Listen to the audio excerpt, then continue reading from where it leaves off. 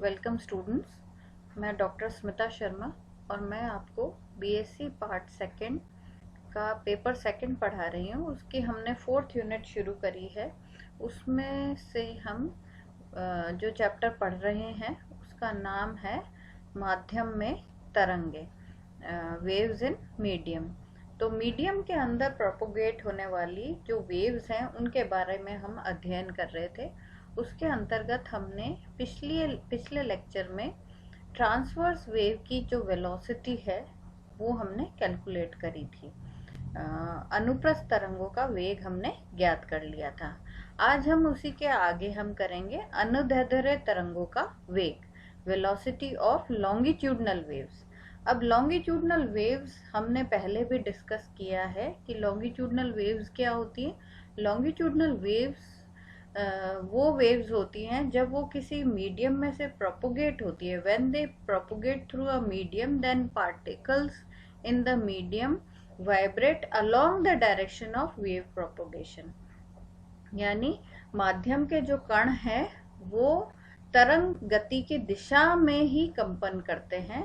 उन तरंगों को अनुदैर्ध्य तरंगे हम कहते हैं और इनके फलस्वरूप इसके अंदर संपीड़न और विरलन के क्षेत्र बनते हैं। Rarefaction and compressions are formed in these due to these waves. तो हम उसी का हम उसके अंदर क्योंकि रेरिफेक्शन और कंप्रेशन होता है तो ये सारी चीजें प्रेशर से रिलेटेड होती हैं, तो हम इनको प्रेशर वेव्स भी कह सकते हैं।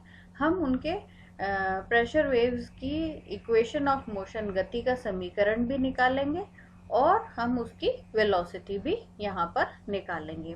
तो देखिए कैसे निकालते हैं।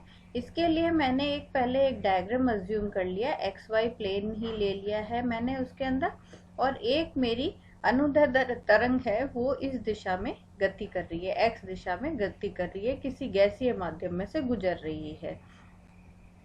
उसके अंतर्गत हमने एक small element P Q consider करा है जो कि किसी दूसरे इंस्टेंट्स पे आपको P dash Q dash position पे दिखाई देगा। तो कुछ इस तरीके का। अब हम इसको स्टेप बाय स्टेप पढ़ लेते हैं। तो जब एक समतल प्रगामी अनुदैर्ध्य तरंग एक गैसीय माध्यम से होकर गुजरती है तो तरंग के गमन की दिशा के अनुदिश गैस के कण सरल आवर्त गति करते हैं। यानी जो पार्टिकल्स हैं मीडियम के वो सिंपल हार्मोनिक मोशन तो करते हैं, लेकिन किस दिशा में, जिस दिशा में तरंग गति कर रही है। यानी अगर तरंग इस दिशा में गति कर रही है तो तरंग माध्यम के कण जो है वो इस दिशा में यूं ऐसे ऐसे दोलन करेंगे, सरल आवर्त गति करते रहेंगे। और क्योंकि इधर ये यूं इस तरीके से गति करते हैं तो उनका जो फेज है, कला है, वो लगातार बदलती रहती है और तरंगे उत्तरोत्तर संपीड़न व विरलन के रूप में संचरित होती हैं। और गैस के अंदर बार बार क्या होता है, कंप्रेशन और रेरिफेक्शन, कंप्रेशन और रेरिफेक्शन के रीजन्स बनते हैं और वेव आगे प्रोपोगेट कर जाती है। कंप्रेशन में क्या होता है, पार्टिकल्स, सारे पार्टिकल्स नजदीक नजदीक आ जाते हैं और रेरिफेक्शन में वो पार्टिकल्स अपनी मेन मतलब ओरिजिनल पोजीशन से दूर चले जाते हैं।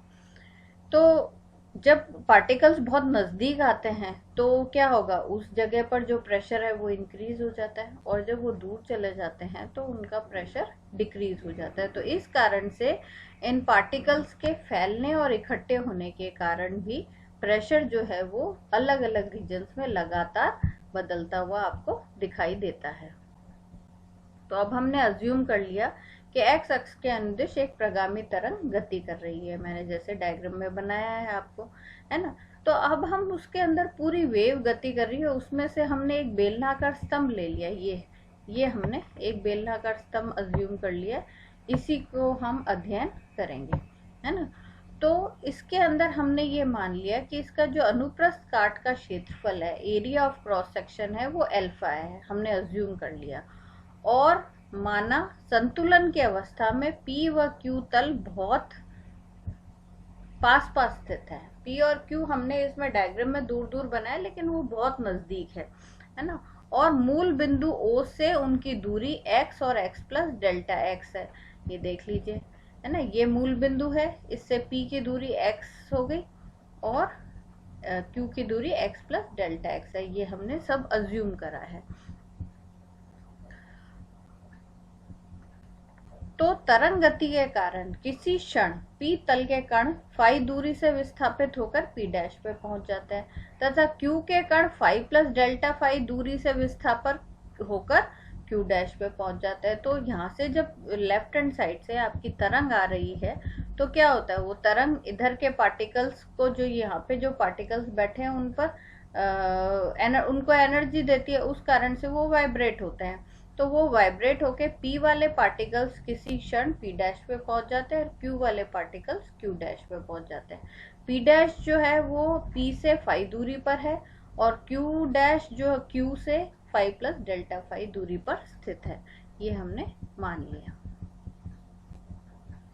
तो यदि कणों का, अब इसके अंदर एक इम्पॉर्टेंट चीज है, मैथमेटिकली हम इसको निकाल रहे हैं कि कणों के विस्थापन की दूरी के साथ परिवर्तन की दर, यानी rate of change of displacement of the particle with distance, दूरी के साथ कणों का जो विस्थापन है उसके जो परिवर्तन होने, समय के साथ उनमें जो परिवर्तन होना है, उसको अगर हम del phi by del x मान ले तो हमारा परिवर्तन तो कितना हो रहा है, फाई प्लस डेल्टा फाई हो रहा है क्यू का।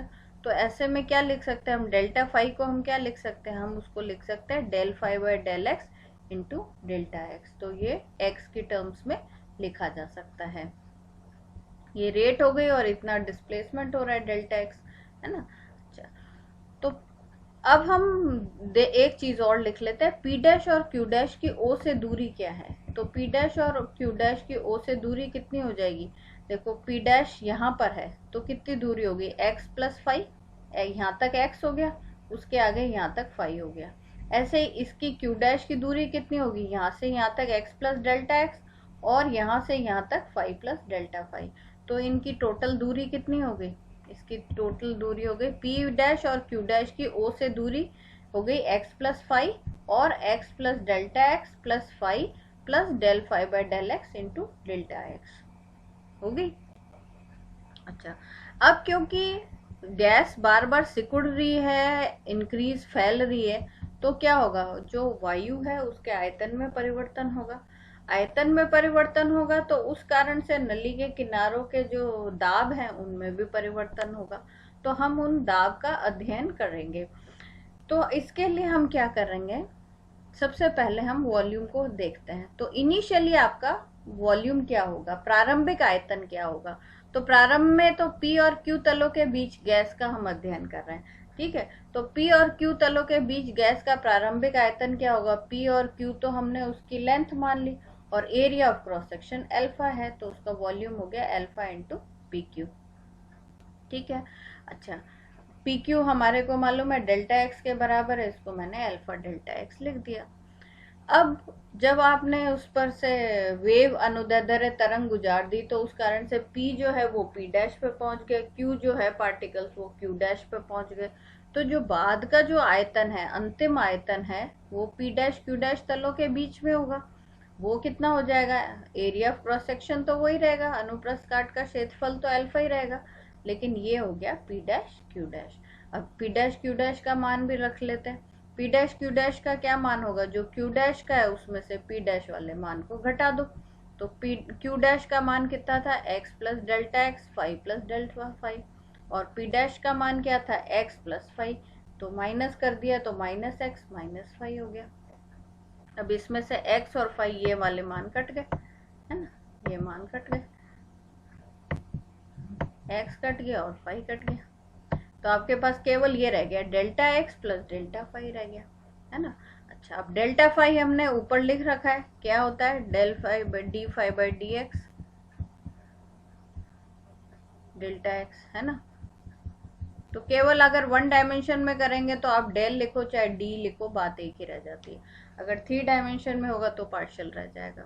यहाँ पर तो पार्शियल लिखो चाहे डी के फॉर्म में लिखो, बात एक ही रह जाएगी। तो अब आपके पास क्या हो गया, ये आपका आ गया अंतिम आयतन। तो प्रारंभिक आयतन था अल्फा डेल्टा एक्स और अंतिम आयतन हो गया ये।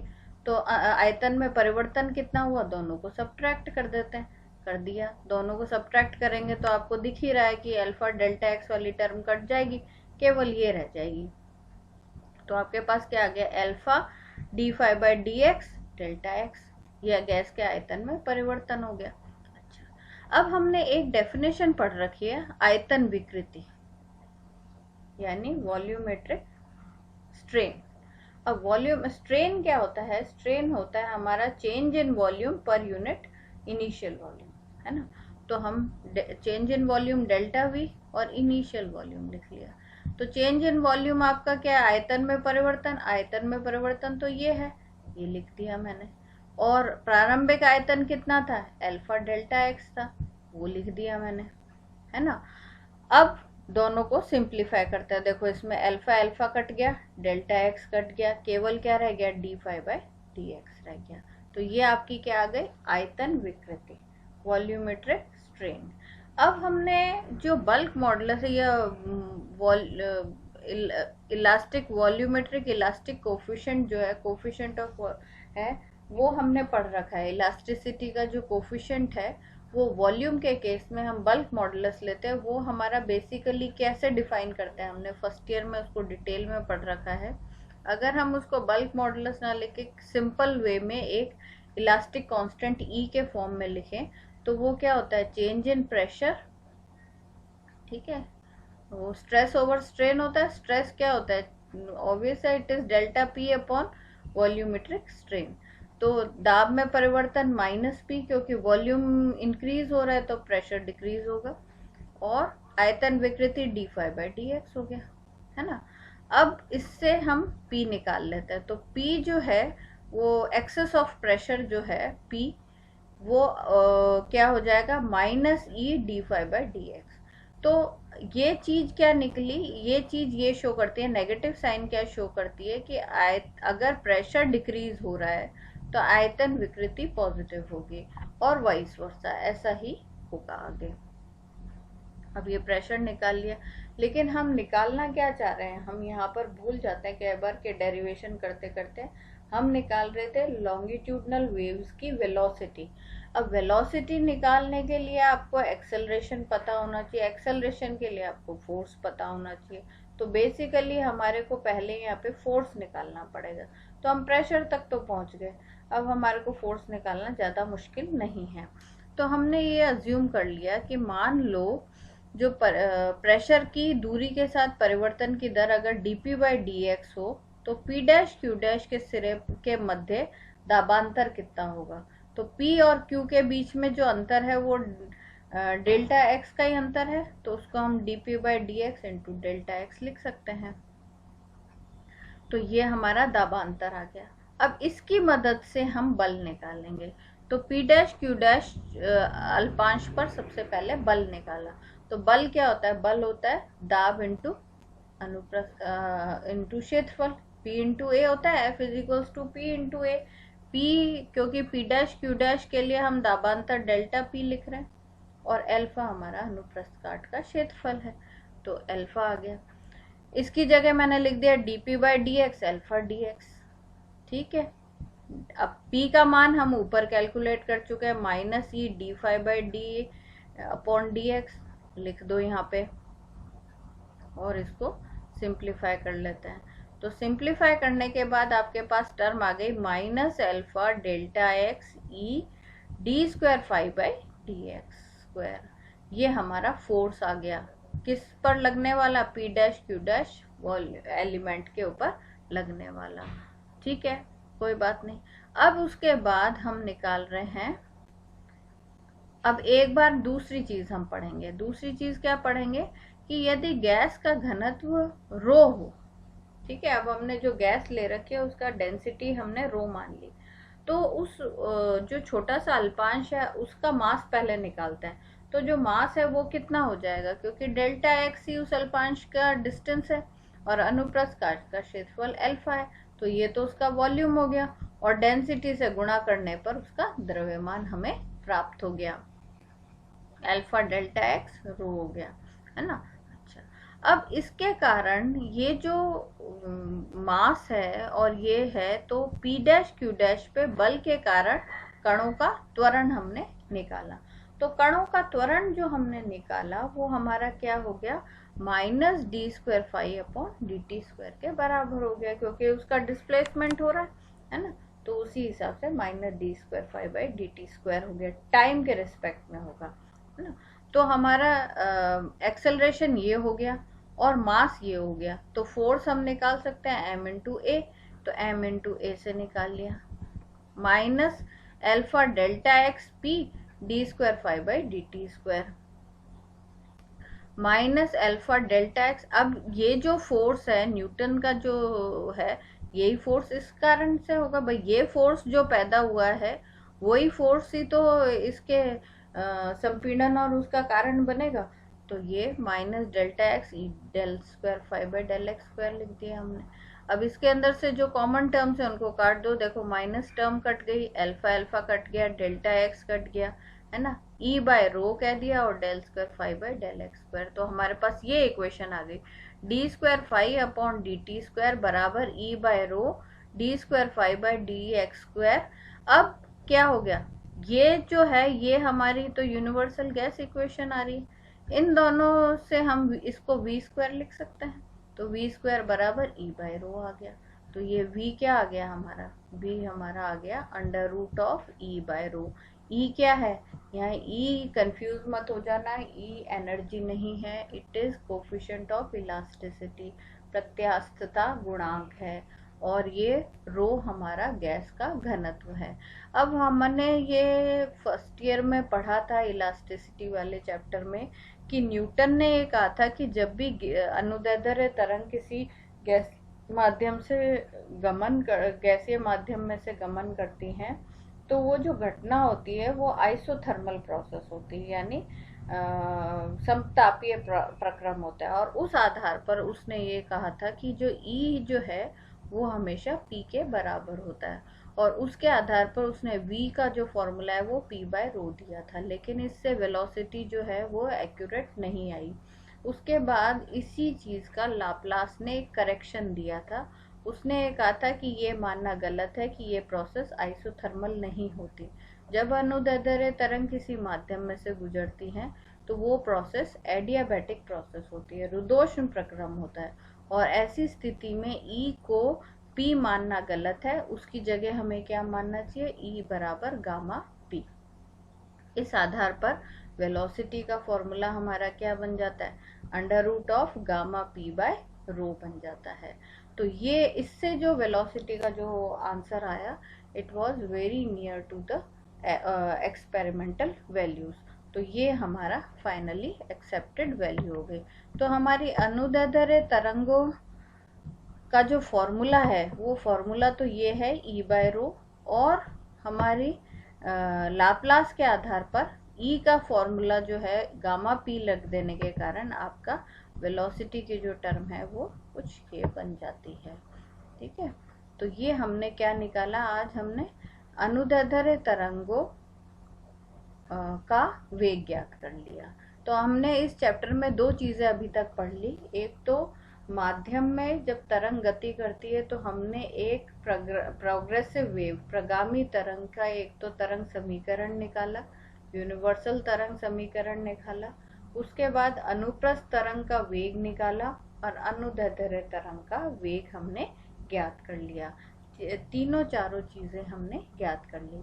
अब हम एनर्जी जो है, एनर्जी के बारे में हम अध्ययन करेंगे कि एनर्जी जब कोई वेव प्रोपोगेट करती है तो हम कहते हैं कि एनर्जी हस्तांतरित होती है एक स्थान से दूसरे स्थान पे।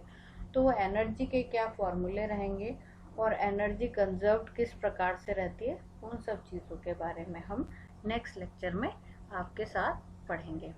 धन्यवाद।